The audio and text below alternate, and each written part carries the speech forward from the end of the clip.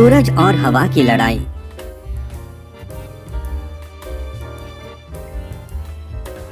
एक बार की बात है, एक दिन सूरज सुबह आकाश में आता है, तभी अचानक वहाँ हवा बहने लगती है।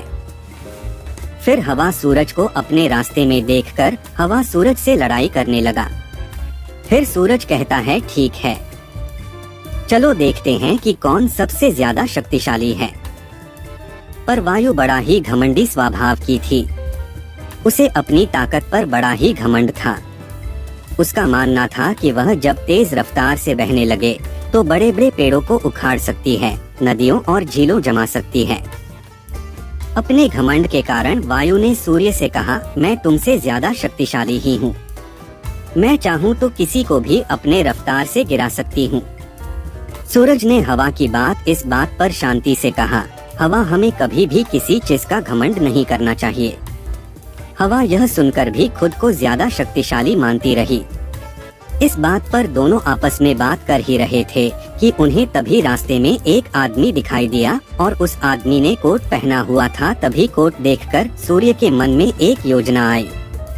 फिर सूरज ने हवा से कहा, जो भी उस आदमी को उसका कोट उतारने के लिए मजबूर कर देगा, उसे ही सब ज्यादा शक्तिशाली बोलेंगे।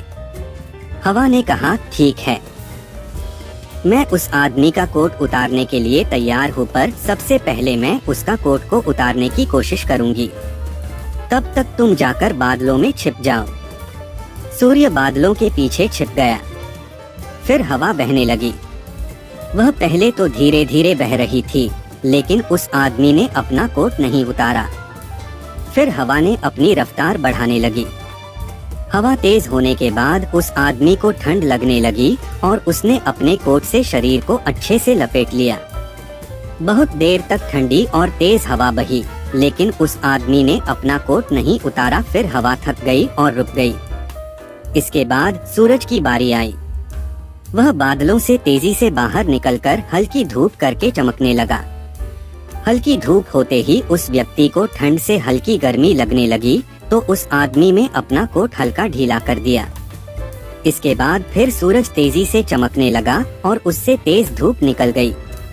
तेज धूप होते ही आदमी को बहुत गर्मी लगने लगती है और वह अपना कोट उतार देता है।